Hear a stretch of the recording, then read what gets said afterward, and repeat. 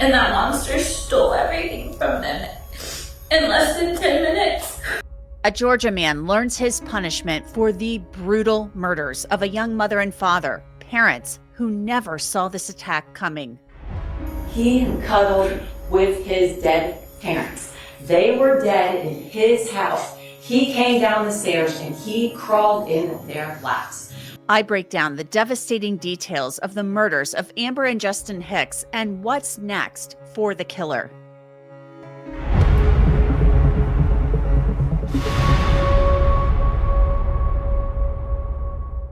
Have you ever wondered how we are able to share so many clips from breaking news cases as they are unfolding? Well, here's a little secret. Opus Clip is an all-in-one AI editor that makes it a breeze to cut, create, and upload videos across any platform. Through AI, Opus Clip generates B-roll, reframes footage, and even cleans up audio. Just visit opus.pro/crimefix, sign up, and upload. In minutes, you'll have perfectly edited clips ready to go. For TikTok, Shorts, or Reels, it's a one-stop shop. Having Opus Clip means our producers can post viral updates instantly. This is the most powerful tool for sharing ideas and editing like a pro. So go to opus.pro/crimefix to create your videos today. Justin and Amber Hicks had just moved into their dream home in Acworth, Georgia, days after celebrating their son's second birthday. Everything seemed perfect, and everything was falling into place until 73 days later, when police found Amber and Justin brutally murdered. Their 2-year-old son was alive, unharmed, but completely alone, and the child was covered in his parents' blood, wearing a heavily soiled diaper. It turns out the killer was living right next door. 26-year-old Matthew Lanz will now spend the rest of his life behind bars for the senseless 2021 double murder that left a little boy without his parents. Judge Sonja Brown sentenced Matthew Lanz to 2 life sentences to be served consecutively, but before she did, she took a moment to address the sensitivity of the decision with the family. When you're making a decision, you don't leave your human side at the door. You don't leave your human side at the door. But you have to remember that you have to look at the facts, you have to look at the law, and you have to apply it. Even when it may not be the popular thing or the things that people want you to do, it's without fear or favor that we serve. And to be servants of the people. And that's what makes this job difficult, because you have to separate the human emotion from the facts and the law that you have before you. But I swore an oath, and I swore an oath, again, to uphold the laws and the Constitution of both Georgia and the United States, and I committed to being of service, to serving with compassion, and to being just. Now get this, Matthew Lanz actually waived his right to appear at the sentencing, so he wasn't in court to hear his sentence or to face the family of his victims. Justin's father addressed the court first. I've spent time alone in the woods, on the lake, at my son's grave.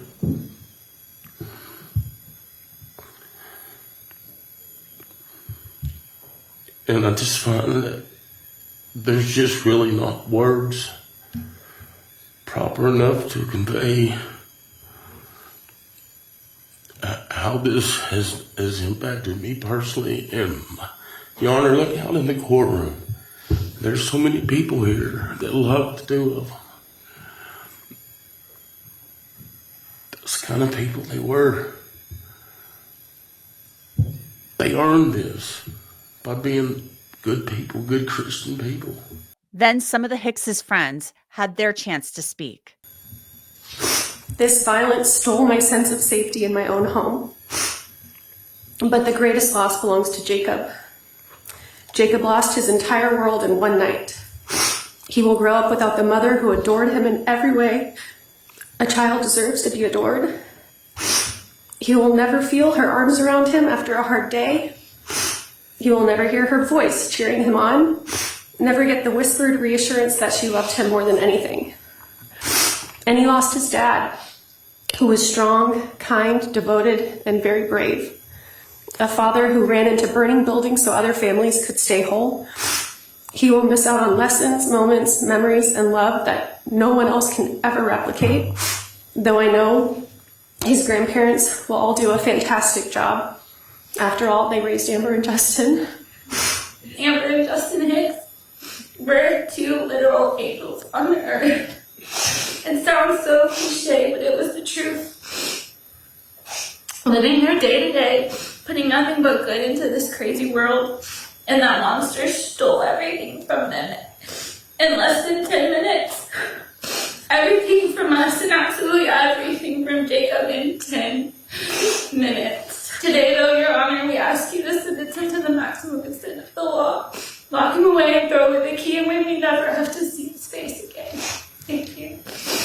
Now, one of the last people to address the court was Amber's aunt, who essentially raised her after her mother passed away from cancer. Evil invaded their home and maliciously took Justin and Amber's lives. He, the monster, talks about the demonic lights in their home. Those lights were not demonic, it was their Christmas tree. The only thing demonic in their home was him and his black heart.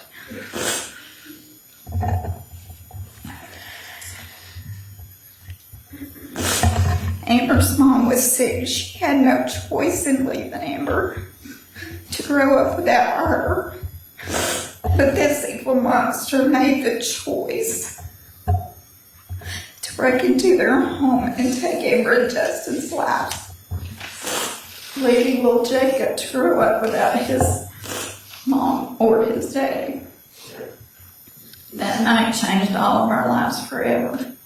For the first time ever, I sleep with a gun under my pillow. Sometimes when I wake up at night and I can't pinpoint what woke me up, I just reach under that pillow and touch my gun, and then pray that I never have to use it to hurt anyone. Justin and Amber will never be forgotten.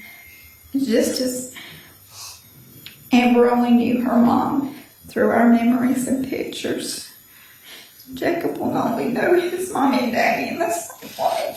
The sentencing capped off 3 days of raw, emotional testimony where prosecutors laid out how Matthew Lanz forced his way into the Hickses' home, opened fire on the couple, and left their young child traumatized.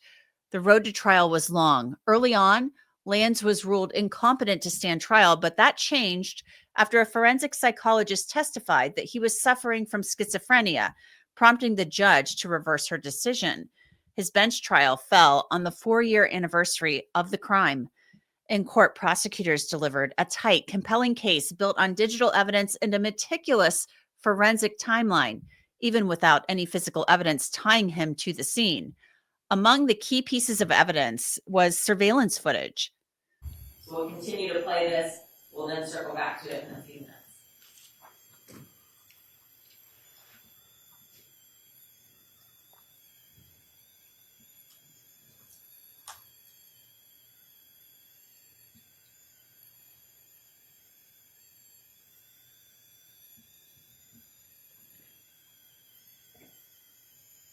Pausing the video at 21, 21, and 11 seconds.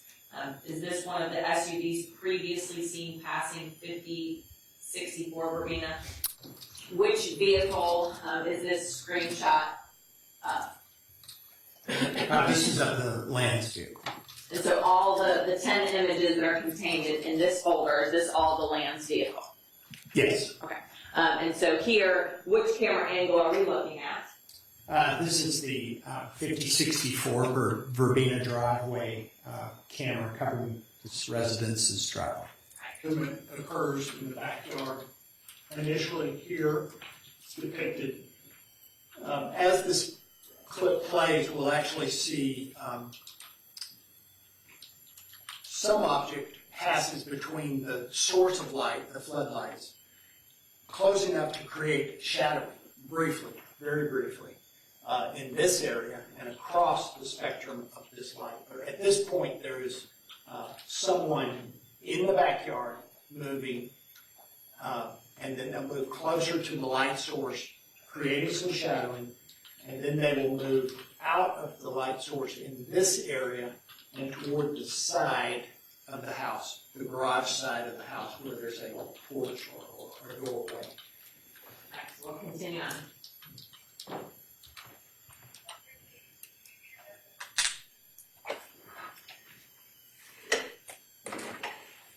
There, the shadowing had just occurred, moving closer to the light source, causing a shadow. And now moving towards the side of the home. The sensor for the backyard will kick off. The sensor for the side door infrared illuminator will kick on.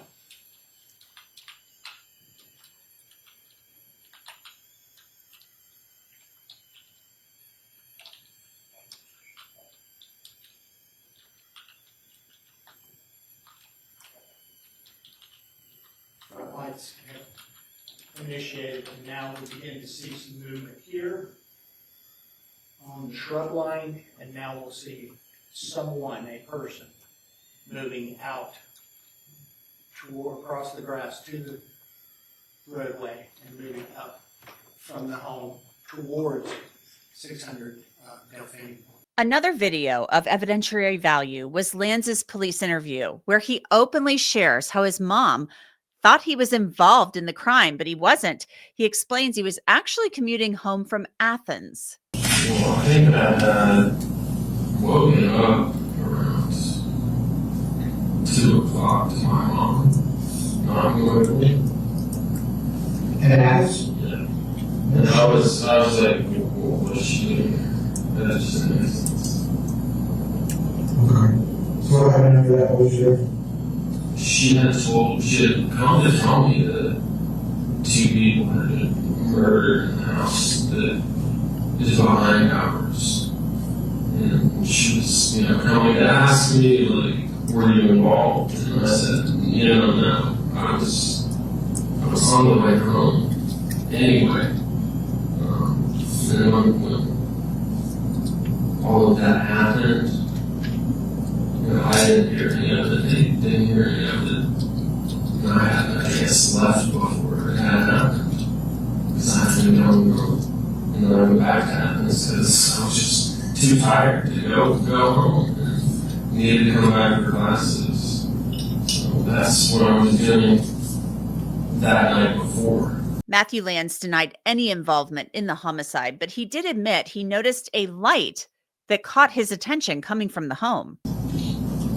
I did look at the people's house's light.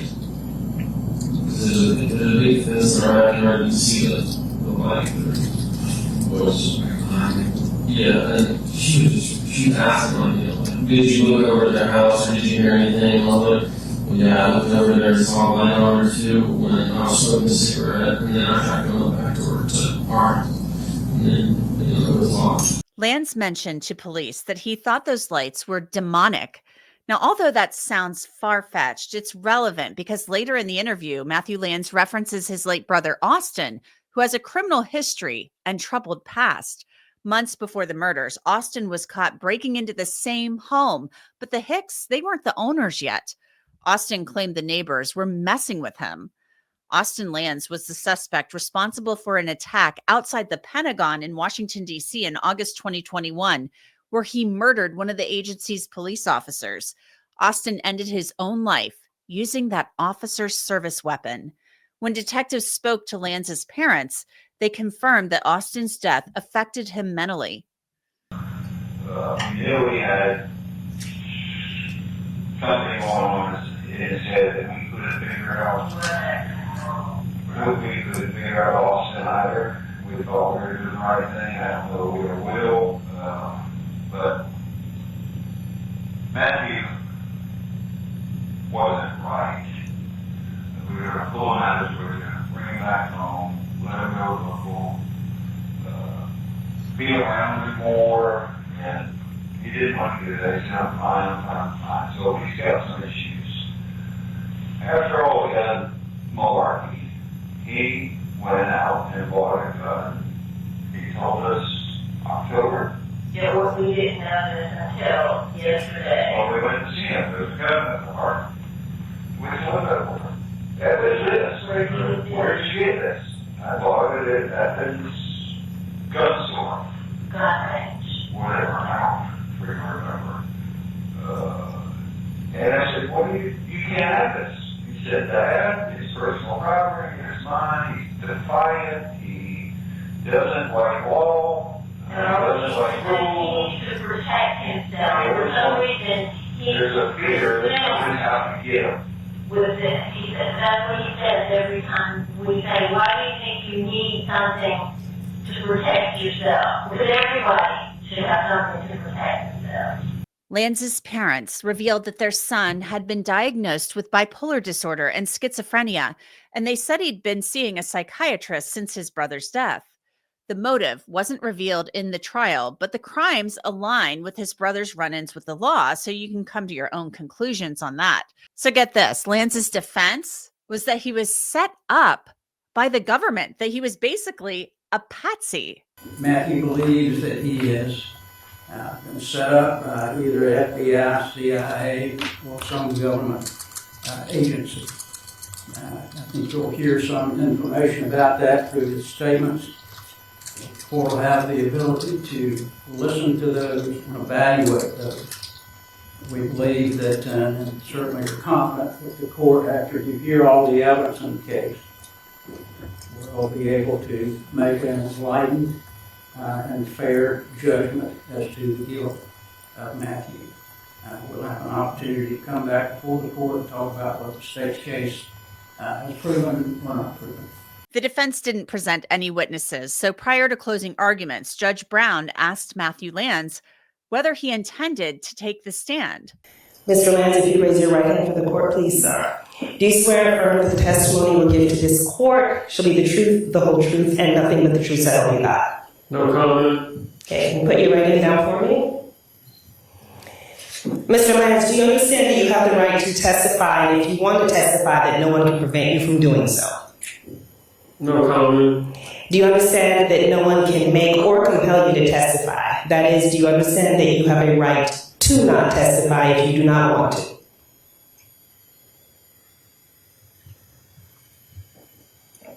No comment. Do you understand that you and not your lawyer must personally decide whether you will testify or not? No comment. Do you understand that if you do not testify, then upon your request, the court will not use your decision against you? No comment. Do you understand that if you choose to testify, you will be examined by your counsel and cross-examined by the assistant district attorney? No comment. Do you personally want to testify or not? No comment. Ultimately, Judge Brown found Lanz guilty of all charges, which included 2 counts of malice murder and 1 count of child cruelty. But wait, there's more. There's another striking detail about this case that I haven't mentioned yet. So Lanz was arrested 2 days after the murders, but only because he committed another crime. He was involved, allegedly, in an attempted burglary in Fulton County. According to authorities, Lanz attacked one of the officers who responded to the scene, stabbing him repeatedly in the back and neck. In response, officers fired shots at Matthew Lanz twice, wounding him. He survived, but that event linked him to the murders of Amber Hicks and Justin Hicks. Sandy Springs police tweeted out an update when the officer was released, stating he is doing extremely well and is recovering at home with his loved ones. Lanz will be tried separately for 38 charges stemming from that incident. Earlier this month, his attorneys appeared in court for a status conference for that case. Lanz waived his appearance. Until that time, Lanz will remain in custody at the Cobb County Adult Detention Facility. And that's it for this episode of Crime Fix. I'm Angenette Levy. Thanks so much for being with me. I'll see you back here next time.